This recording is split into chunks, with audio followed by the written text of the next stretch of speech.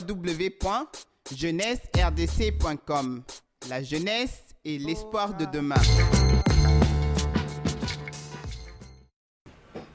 Ndenge na uti koloba awa ete Abraham ayebi cette tendance na ye zonga na mboka na biso mais na mboko bazalaki ba jeune fille bazalaki ya kitoko pe bazalaki balekaki peut-être moi so alingaki ndo bana na mboka wana mais atalaki botali banda te ayalobaki zonga kende koluka mwasi na mboka na biso po teyebaki kuna nde bango basambelaka nzambe na solo nzambe na Abraham nzambe na Isaac nzambe na Jacob yango na ntango yo ozokosala choix na yo ebongi kosala choix malamu soki kosala choix neti sere wana asalaki alobaki yo ngai nakoki kobongo ye mpe motema tomoni conséquence oyo eyelaki sere wana tokolekaka mwa mbangu tokiti na 8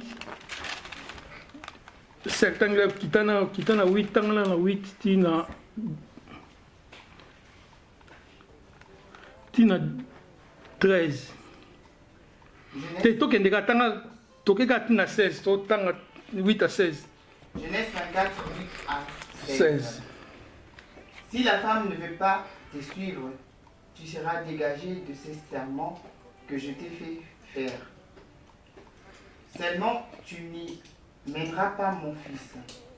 Le serviteur mit sa main sous la cuisse d'Abraham, son seigneur, et lui jura d'observer ces choses. Le serviteur prit 10 chameaux parmi les chameaux de son seigneur et il partit ayant à sa disposition tous les biens de son seigneur. Il s'éleva et alla en Mésopotamie à la ville de Nachor. Il fit reposer les chameaux sur leurs genoux hors de la ville.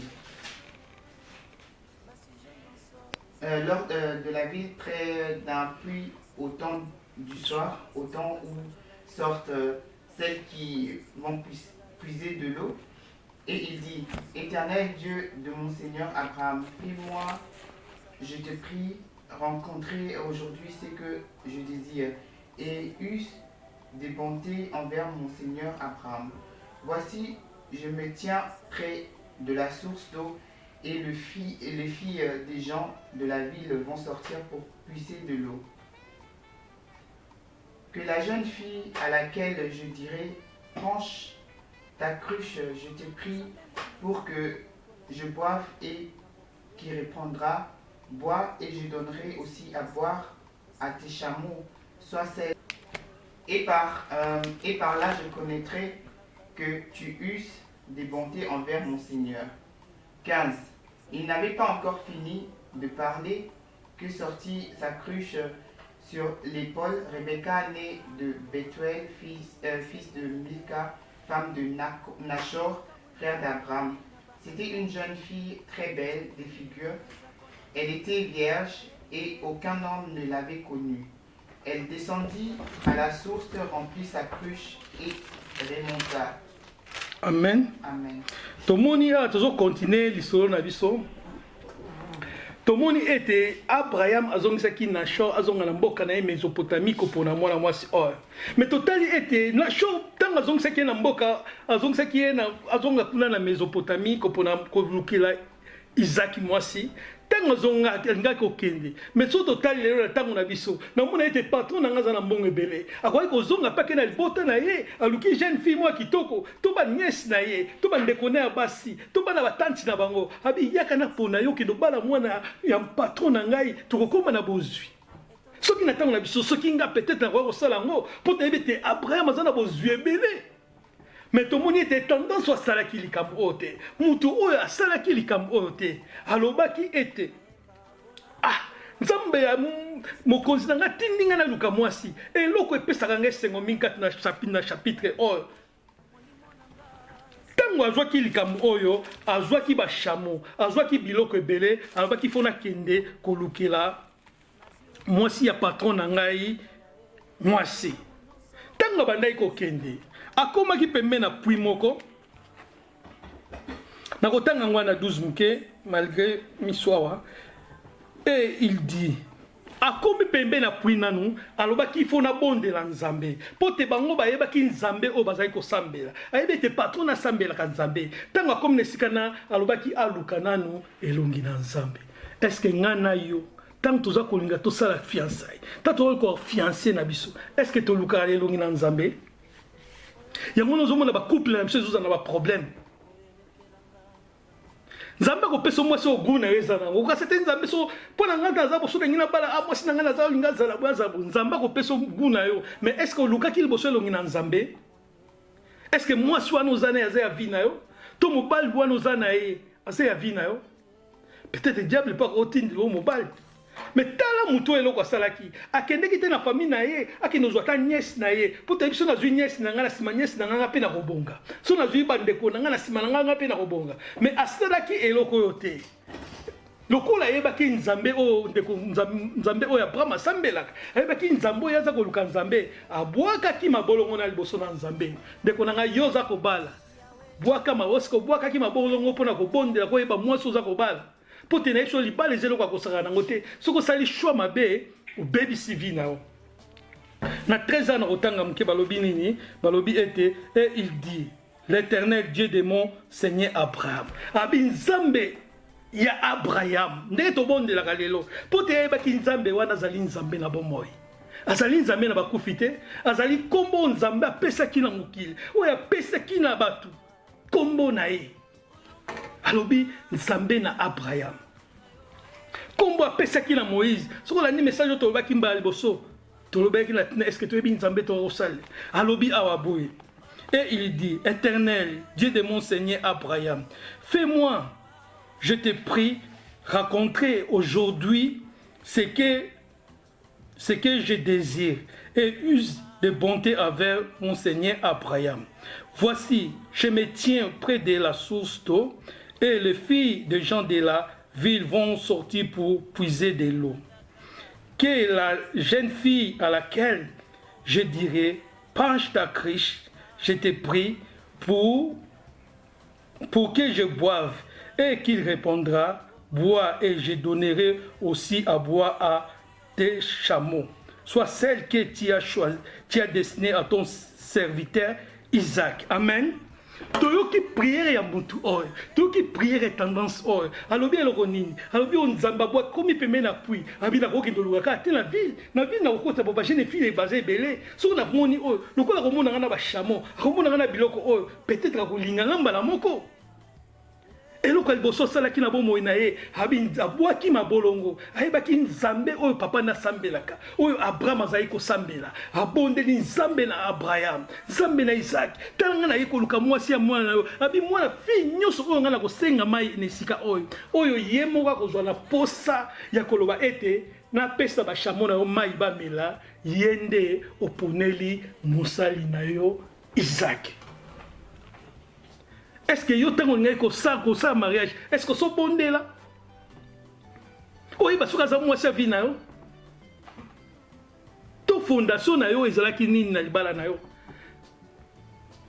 yango tozomona bacouple ezobebebele mpona totiaki fondation na biso eza ya mabele mais tendance oyo aponaki te na famille na ye alukaki te na kati na ville mais abwakaki mabolongo bible yebisi biso ntango azobwaka mabolongo na nsima kosalaka priere oyo elenge mwana mwasi oyo abimaki ntango mwana mwasi oyo abimaki azoya kotoka mai ndeko na ngai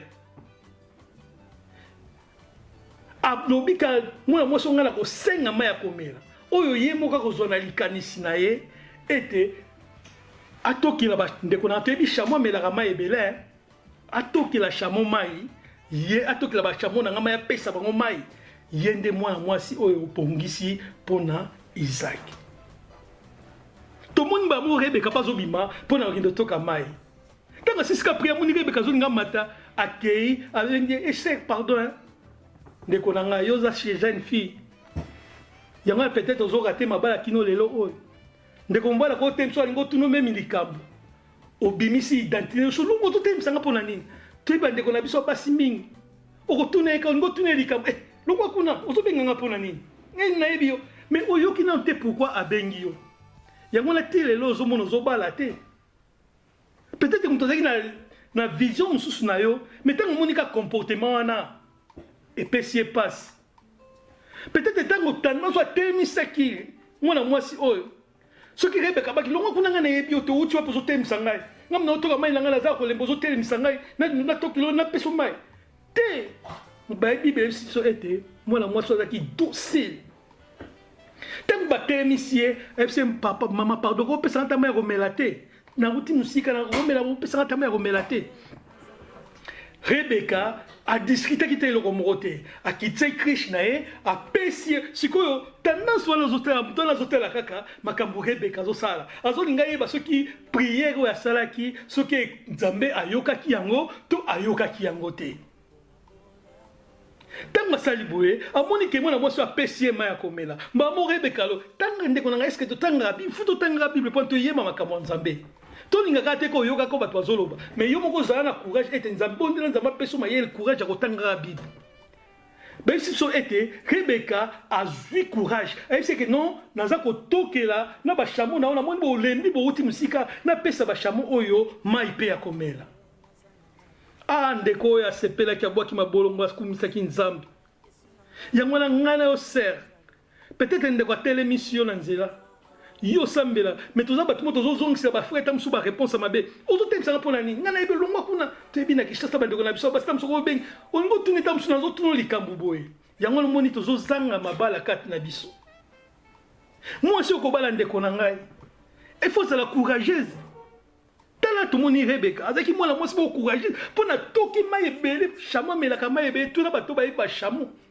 bamelaka mai ebele elingo bateke non na libala mobali pa kosa mwasi mpe ifo ozala courageuse kati na libala elingo bateke nongaka mobali bo te bible so eka Rebeka azalaki courageuse so totali Rachel oyo abalaki Jacob ye mpe azalaki courageuse azalaki kolesa bapata bapapa na ye na bazamba ezosenga na biso mwasi tokobala yo mpe zala na makasi zala na courage ya kosunga mpo na babi aza mosungi na yo tozosungana mobali ntango osali boye yo mpo ozosala boye bozobongisa mpo na venir na bino yango bate makambo sino na otikelaka mobali na nga leo na kifiance na te soki yo mpo ozosunga okosunga mobali na yo bible eyebisi biso ete ntango tendance wana asalaki ndenge wana Rebeka ye moko azwi makanisi ete atokela bashamo oyo mai mamuro tendance wana tokokitaka mwa moke sere nango okita moke tosukaki na 16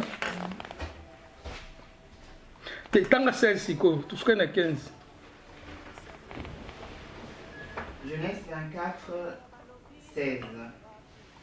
C'était une jeune fille très belle de figure, elle était vierge et aucun homme ne l'avait connue.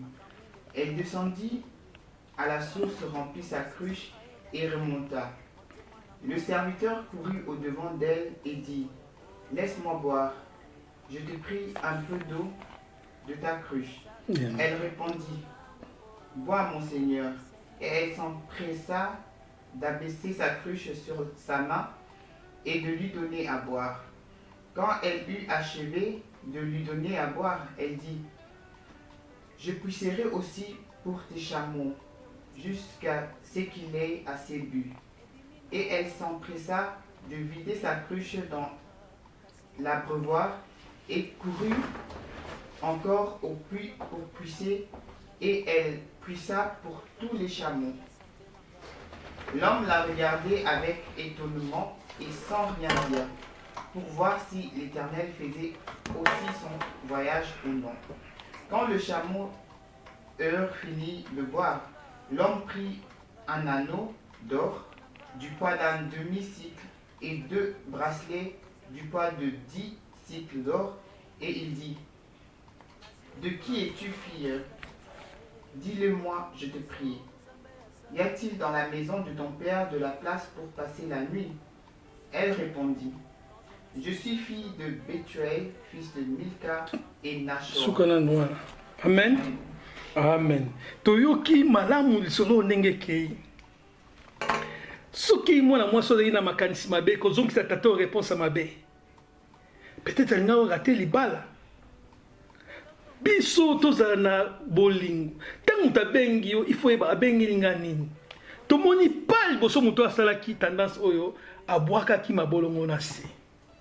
tanga bondela ki nzambe mwana mwasi onde na tako balokoloba ne bandela mwana mwasi onga na kosenga mai ye moko kotokila bampate na nga mai oyo yende obongisi pona mwana musali na Isaac tanga senga ki Rebeka mai Bible biso ete Rebeka tanga pesi mai abina kotokela susu ba chameau na yo mai siko ba biso ete tanda sozo kamwa azomona ngone tindoto mais ndoto te pote nzambe asalaka na ndenge na ye apesi bango mai na nsima kopesa bango mai epesaki ye na esengo abi mission o nzambe mission na nga eresia peut-être yo tango nga obala to yo muto ngi kobala ebongo to associer nzambe kati na kosala choix libala na biso bayisi so kuna ete Rebeka azaki fille moko kitoko nayebaka ete ser mwa ngai kobala tant ser o azaki na posa ya kobala akutanaki na frère moko abimeli ye boye na église ka basambela église moko frère yango ayebisi ye ke non ser nga vuma na osepela na yo nangi vuma na bala yo mais ser mpe aza kosepela na frère wana mais moi ayebisi vérité ke non ser tomonaka baser mingi baza moi ayebisi vérité ke non nandimi mbala mwa azomona ser frère otambusa mona bi te frère na oyebisi osima tika nga na bamakambo wana mais ser mpe motema ezosepela bia naosepela ser frère opazaka bien nazolinga ye akesi ko pa dirigeant na bango atuni dirigeant mais dirigeant koral ser frère wana nazolinga nga nayebi te siko olobi nini ok dirigeant wana mpe yango wana tokoki kotuna na mutu te ebongi tobwaka mabolongo mpa nzambe ndenge tendance oyo ntango yoza na beso ya fiance osambelaka nzambe aza ya solo soki toyebi nzambe oyo tosambelaka nzambe akopesa yo sini akopesa kolakisa oki aza mwasi na yo to aza ya yo te frère oyo ser oyo ayebisi dirigeante alingaka ser wana bamo dirigeante wana abi te tikana na indo bondela nzambe so na bondeli nzambe na kopesa réponse lobi dirigeant na ntango akendeki mais seko ngam nazolinga na propose na bala azoya so na bakambo oyo dirigeant na ntango ayaki lobi ayebisi ser abi ser nalayebaka nzambe alakisi nga ke no aza mobali no te soki obali yo kozala baproblème makasi na vi na yo mais siko ser motema ne mpe ezobeta kaka na frère wana ser alobaki nini abi ngai na kobondela nzambe abi nzambe soki azali mobali oyo olingi nga na bala na vie kolo aya kotala nga na se ya mbula nzambe asalaka makambo ntango tosambela nzambe tosambela aza nzambe na bakufi te ntango yo ozosenga nzambe akopesa yo elekaki nango mpe mikolo ser oyo elekaki mikolo bayebisi biso bible donc ser avandaki mokolo moko boye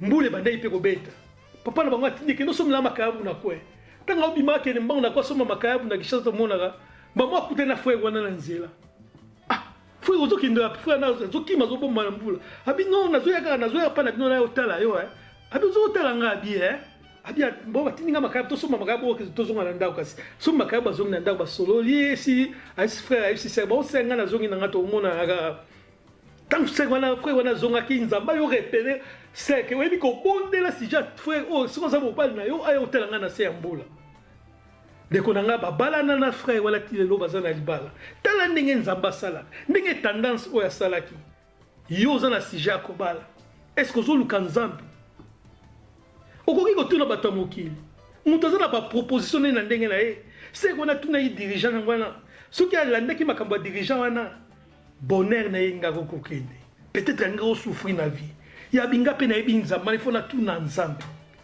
bayebisi biso ete fille wana Rebeka azaki mwasi kitoko awa bayebisi biso na 20 babi nini l'homme na 20 babi l'homme la regarda avec étonnement et sans rien dire pour voir si l'Éternel faisait réussir son voyage ou non. Tango Rebeka bandai kosala makambo nyonso tendance wana aza kotala soki nzambe akokisi mission na ye ndeko na ngai ntango yo ozopropose oza koliko bala nayebi ke nzambe aza nzambe na bomoi soki yo kopropose nzambe meme nga ntango na ngai kobala nabaki nzambe mokona kosola na ser oyo soka yepsingaka nalingi kota soka lobika lika mosusu seke eza volonté na yo te et tout justement na bengi na solo na seng na bise boseng na ngama seng mami nalingi yo nalingi na bala eza te mpo na baventir na ye vraiment na ndenge malamu po te mutu il faut tokende na voie normale soki tokokende na voie normale tokomona ete likambo nyonso ekokende malamu lokola nakende na voie normale namoni ke ndenge nga nabondelaki nzambe ndenge na proposaki nzambe so aza mwasi oyo ngenga na bala ntango na kotuna elengi te ezala gauche à droite to ekende droite to ekende gauche apesanga réponse ezala réponse mwa malamu tosolola malamu tosololaki mpe malamu mais tokeba na mokili oyo yango ngai so tosambela na nzambe mingi tala Eve na kati na jardin d'Eden soki Eve akweyaki mpo na alingaki koyoka satana mingi soki satana anakutani na Adam peut-être ndenge makambo so eninga ozala mais lokola biso bagene na biso bafi ya lelo tolingi koyoka bagarso ebele biso na bafuyi omona garso ata moso azoteka naissance to moso aza vraimen situation vraimen eza mingi te ndeko na ngai na kritiki te mais situation eza mingi te akomona jeune fille ya kitoko abi botelemi ka bazosolola nga mikolo vraimen bagrand na nga batinilanga tike lokola nazokende na poto namoni fo naluka natika mwasi moko mikolo awa mais mwasi nazolinga sikoyo azotala fille wana telemi pembeni na ye mwasi onga nalinga na bala vraimen na kotika fille yango azalaka mwa pembe sikoyo azotala fille aza pembeni fille azolinga linga azoloba sikoyo bakalite nyonso eza pa fille wana fille yango azalaka mwa pembe basuki ya boye nalinga bamwa bafille ya te ya boye ya mikolo mokuse boye basi vraimen nga nalinga mpona mikolo vraimen billet ebimaki passeport déjà eza déjà na ambassade bazotia visa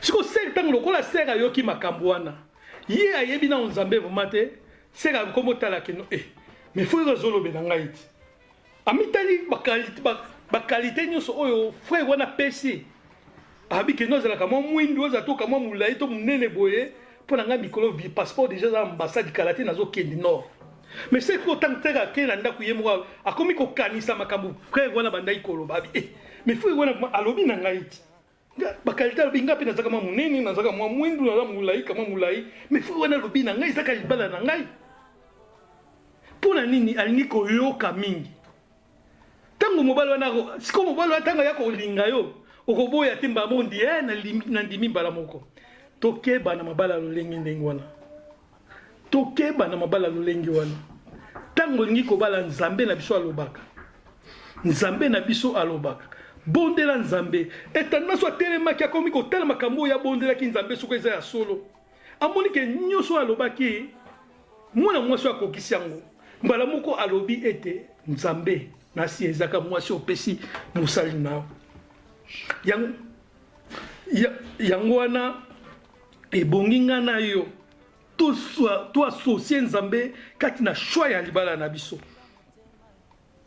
atuni mwana mwasi wana ete eske nakoki kokoma omoni na libala eza te ya bakwe biso bato oyebe nzambe okosilisa valeur no ya bonzambe papa wana aza okende na bit atuni ye soki ngai nakoki kokoma na ndako na bino mwana mwasi babi oyo na ndako na biso bapaya ezali problème eza te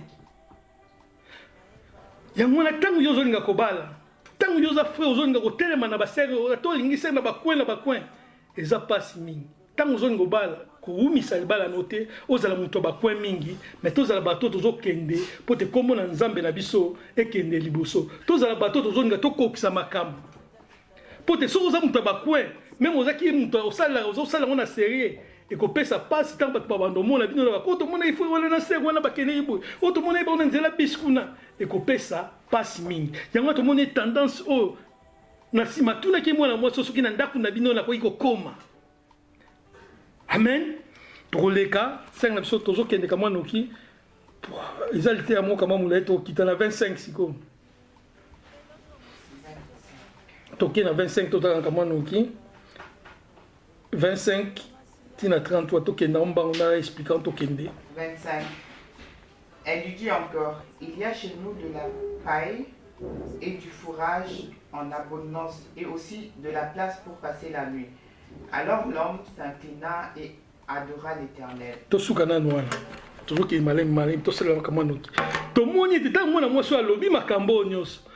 Tanda so azui alobi a remercier ba epsi ete abwaka ki mabolongo na se akumisaki Nzambe. Pourquoi akumisaki Nzambe?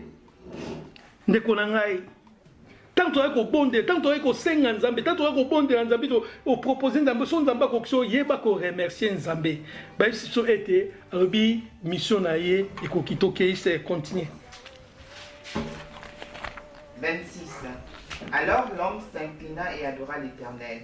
27. En disant, béni soit l'Éternel, le Dieu de mon Seigneur Abraham, qui n'a pas renoncé à sa miséricorde et à sa fidélité envers mon Seigneur. Moi-même, l'Éternel m'a conduit à la maison de frères de mon Seigneur. La jeune fille courut rencontrer ces choses à la maison de sa mère. Rebecca avait un frère nommé Laban, et Laban courut dehors vers l'homme près de la source.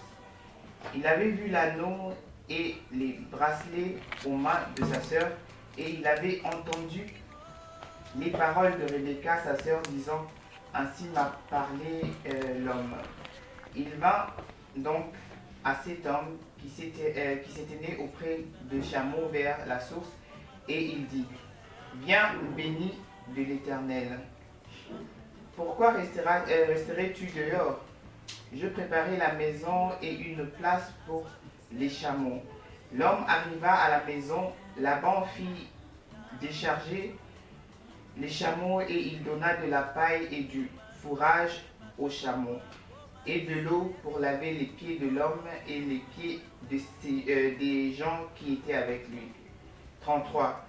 Puis il lui servit à manger, mais il dit, je ne mangerai point avant d'avoir dit ce que j'ai à dire. Amen. Amen. Tomoni ndenge ndeko na biso atangeli biso awa ete na nsima makambo nyonso ntango amoni ete Nzambe arépondre atunaki Rebeka so na ndako na bino boza na place na bapai onga na koelesa banyama na biso. Rebeka alobaki ete biloko wana nyonso ezali, akamataki bagi moko ya tina ya signe ezolakisaka ete na ntango akala so mwasi alati eloko wana bazomona ke azwi fiançailles. Apelatisaki yango Rebeka. Rebeka ntango azongaki na ndako na bango, tala libala na bana na Nzambe. Yo poza ndeko ya mobali, soko moni ndeko nona mwasi koluka na to bando menacer. To moni ete ba so ete laba ndeko ntango laba monaki likambo o ndeko ya Rebeka o ya mobali. Atunaki na latio eloko o na loboko.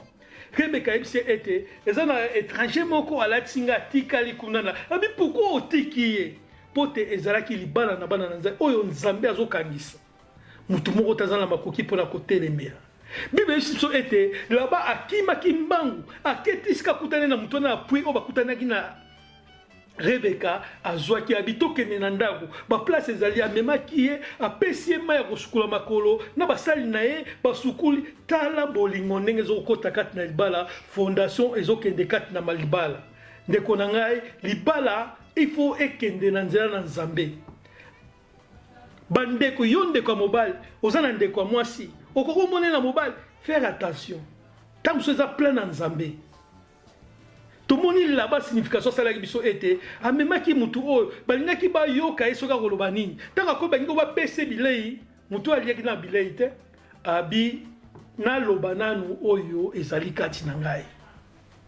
Libala eza likambo ya te famille.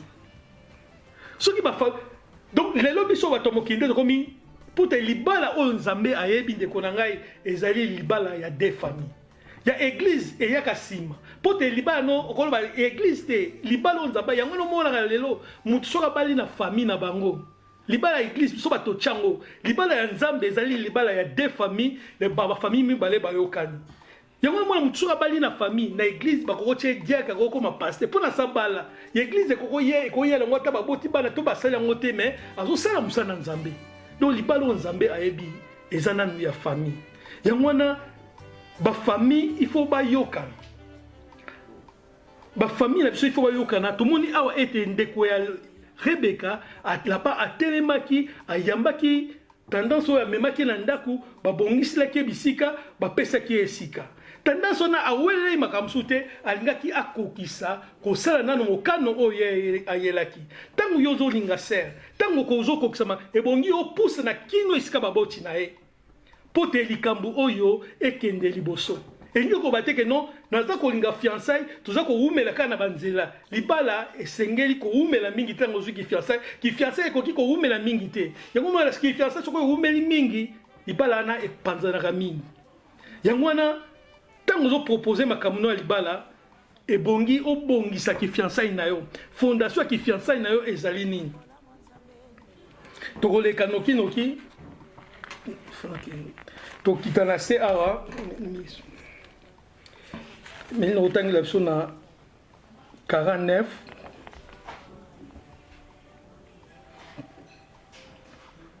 Banana 49. Tout ça là. Au moins, 1 Corinthiens. Tu as la Genèse 24. Genèse 24. 49. Genèse 24, 49. Maintenant, si vous voulez user de bienveillance et de fidélité envers mon Seigneur, déclarez-le-moi, sinon déclarez-le-moi, et je me tournerai à droite ou à gauche. Laban et Bethuel répondirent et dirent, c'est de l'Éternel que la chose vient. Nous ne pouvons te parler ni en mal ni en bien. Voici Rebecca devant toi, prends et va, et qu'elle soit la femme du fils de ton Seigneur, comme l'Éternel l'a dit.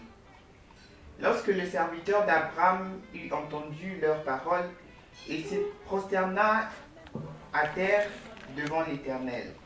Et le serviteur sortit des objets d'argent, des objets d'or et des vêtements qu'il donna à Rebecca. Il fit aussi des richesses présents à son frère et à sa mère.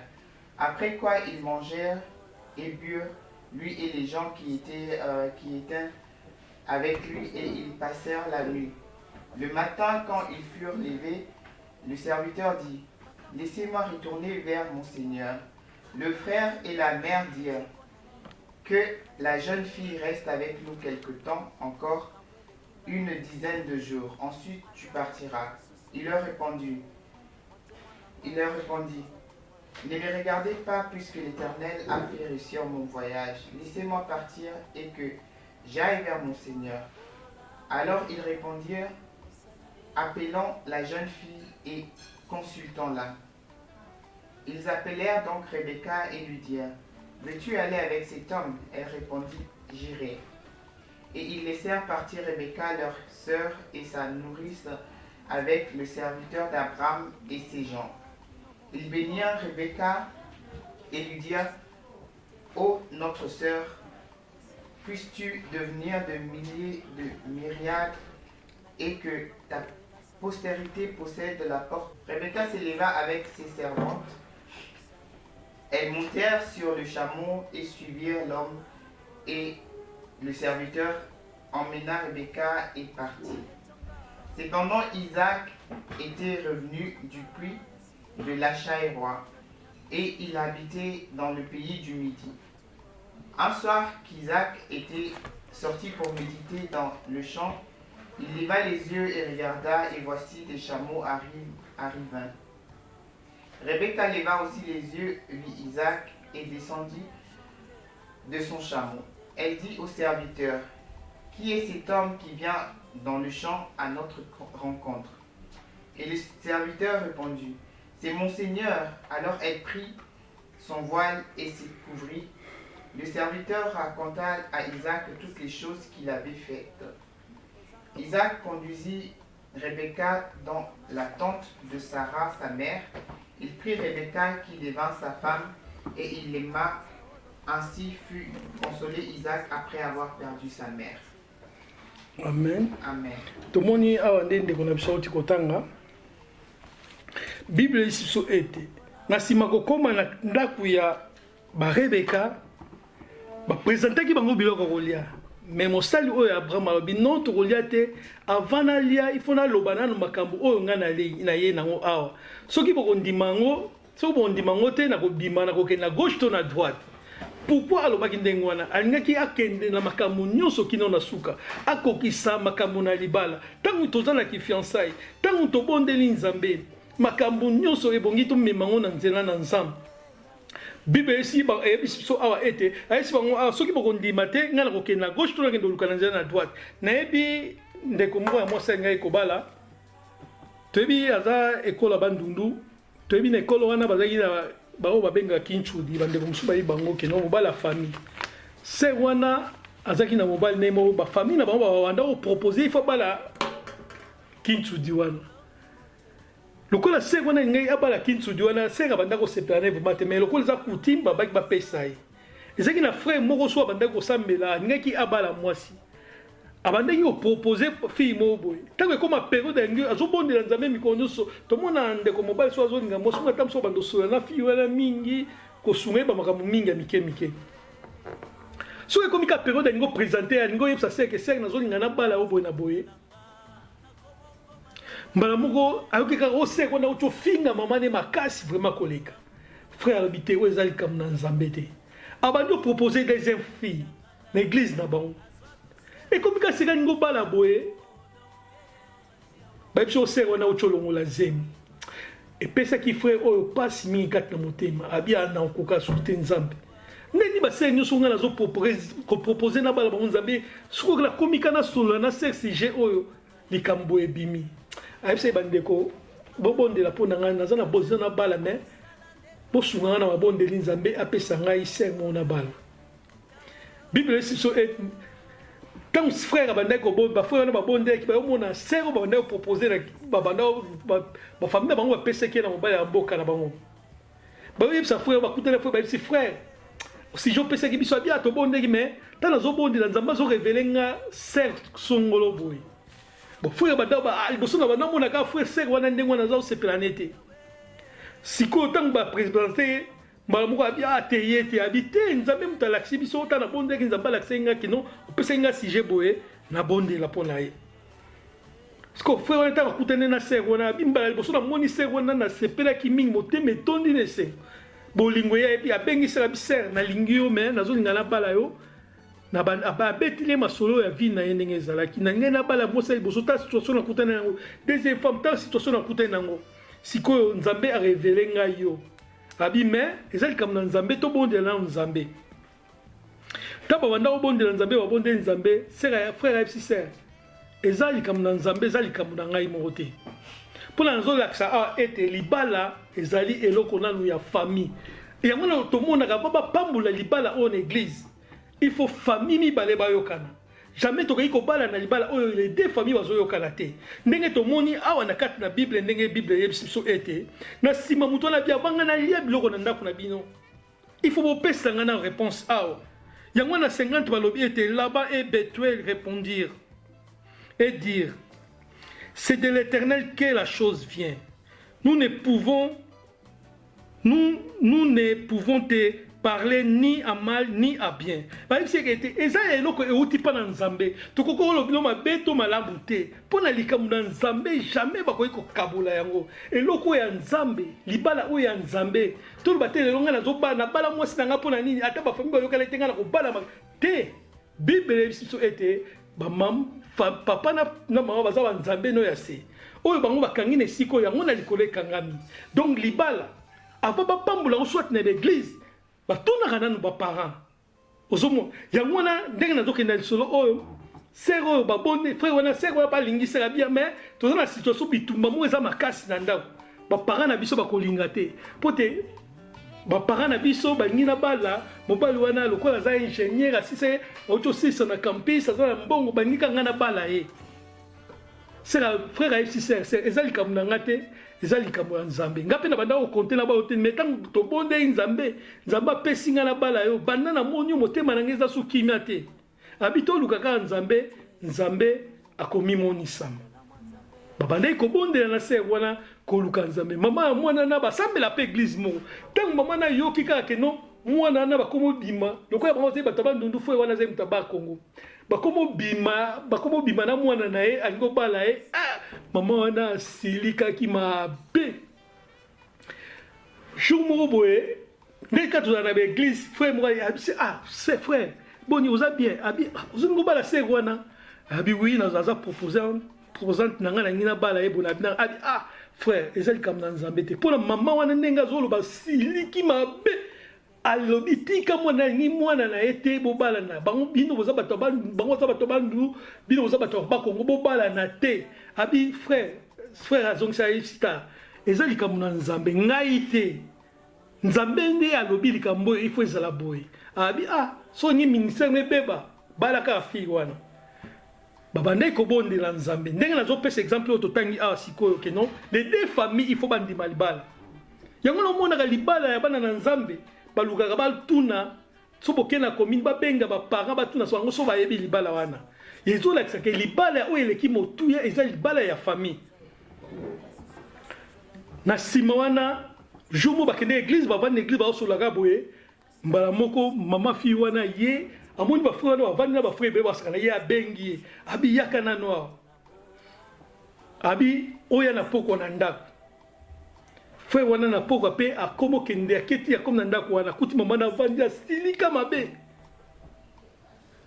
akoma atuni ye ayebisi mama mbote mama na boyo opesi mbote mama mbote mama na oloba te azwi kita apesi ye abi nalingi te na mwana yango kobala mwana nga te mwana nga aza na mobali na ye akobala moto ya mboka na biso tolingi te biso bato banito eza boye te tika mwana na ngai nalingi likambo wana esu te frère wana ayoki na suka nango frère wana avandi kimia abandi kosunga mama wana abeteli so ya Naomi ateyi ye mama wana avandi kimia mama wana abandi kolela aye kosenge pardon abi papa bobalana wana eza satan na mutakuta ikati nanga pourquoi napesi exemple oyo ezolakisa ete biso bana na nzambe libala no bakoki kotelemela yango bakoki koloba ndenge nini soki eza libala oyo nzambe abongisaki les deux familles il faut bayokana pote bobalana libala ekende na kimia pote libala eleki motuya eza libala oyo tokobalana na famille oyo nzambe abi wa papa na yo na mama no baza banzambe ya se yango na libala wana so bobalani ata bokende na église ata bokende na leta bakoluka batuna soki famille na bino bayebi libala wana yango wana tomoni ete Rachel awa na Laban na ba Rachel tomoni awa ete ba Laban na Betuel balobi ete biso tondimi libala wana na sima na koloba boye so tokiti na se tokomona ete bayisi so ete tendance oyo abimisaki biloko oyo bayaki nango baor banini apesaki Rebeka mpe bapesi oyo toyokaka lelo ete libala ifo tokokisa yango topesa bambongo ya libala babimisaki bozwi na bango bapesaki na maboko ya bafamille ya mwasi na ye so natangi yango natangi balobi nini na 50. Lorsque les serviteurs d'Abraham y entendirent leurs paroles, il se prosterna en terre devant l'Éternel. Tant que yoki kaba zong sai réponse biso za na problème moté a sepela ki minga bwa ki suma longone na se pona kokumi sans Nzambe. Et les serviteurs sortirent des objets d'argent, des objets d'or, des vêtements qu'il donna à Rebecca. Fit aussi des richesses présenta à son frère et à sa mère. Après quoi, ils mangèrent et birent, lui et les gens qui étaient avec lui. Et ils passèrent la nuit. Amen. Tomoni yango yango tomona kakeno ba pesa kambonga mabala kati na bala tango bali mwasi. Na sima koyoka likambo ete ba parents bandimaki. Balobi ete asepelaki potaliaki na nute na sima bimisaki biloko ayaki nango. Apesaki mwasi na ye mwasi Rebeka azwaki biloko mususu apesaki. Yango no mona ka kutimo etikala lelo ava obala il faut pesa ba biloko wana. Soko pesi ba biloko wana kozwa mwasi na yo yango libala oyo Nzambe azali kolinga. Tomoni na sima nyonso bapesaki bato basebabi bato baliaki mpe basalaki feti monene. Ndeko na ngai toyoki message oyo Nzambe alobeli biso yo mutu oza kolinga kobala so na kiti na se abalobi ete na 55 na kiti na 55 balobi ni na 55 les frères et la mère dirent que la jeune fille reste avec nous quelque temps encore, une dizaine de jours. Ensuite, tu partiras. Il leur répondit, ne me tarde pas, puisque l'Éternel a fait réussir mon voyage. laissez-moi partir et que j'aille vers mon Seigneur. Alors il répondit, appelons la jeune fille et consultons-la. Ils appelèrent donc Rebecca et lui dirent, veux-tu aller avec cet homme? Elle répondit, j'irai. Amen. Tomoni a été nalibala yango mona nalibala. Soko bali mwasi kolingate o umise na maboka ba famille no to batikala na. Diable akoyi ko bebi sa mission na yo. Yango tomona ba mabale beleta mso balaki mwaso tiki na Afrique.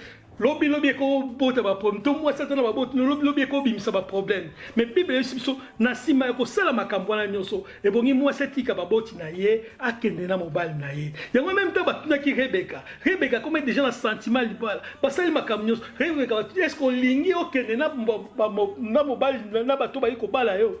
Rebecca lobaki na lingi na kende na bango. Yango tozomona tilelo situation e konma ko continuer na mokona lelo. Ndeko na ngai. E bongi to kokisa mikano o nzambe alobikati na biso tomoni na sima na yango Rebecca bakendeki Isaac tanga monaki Rebecca bayiso eka Rebecca komona monaki Isaac a respectaki Isaac eloko liboso akamataki alongolaki foulard na ye azipaki na mutu balobi ete Isaac azwaki Rebecca pe akendeki ne pa mama na ye bavandaki na ye pe na sima liwa ya mama na Isaac ya Sarah bayebisi Bible biso ete Rebecca a consolaki Isaac. Yango na bi mwasi aza mosungi na mobali. Yango na yonde ko bali na nute e bongi yeba situation o landalité ya o Nzambe akosunga biso. To komi presque na sukalité ya na biso. Nyonso elobami na esika o ndeko na ngai tolandi yango malamu. Na bien Nzambe azali Nzambe na bomoye. Na ebite situation nyoza nango. Yom toza na posa ya kobala. Yom toza koluka obala. Est-ce que lukina elongi na Nzambe? Est-ce que fondation libala na yo ezali nini? Soki yoko tia fondation na yo, oto uti kotanga na 1 Corinthiens 13 na verset 4 tina 8. Soki kotia fondation na yango, okomona ete vie na yo, libala na yo ekozala malamu. Yo pe jeune fille, to jeune garçon, ongi kobala, ebongi kobwaka mabolongo, koluka elongi na Nzambe. Nzambe akopesa yo mwasi ya malamu. Yango na soki fondation na biso kozala Yesu Masia. Soki biso tokoluka Yesu Masia, tokomona ba foyer na biso ekotambola malamu. Tokomi presque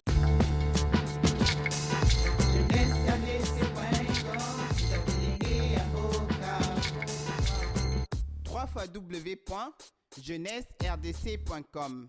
La jeunesse et l'espoir de demain.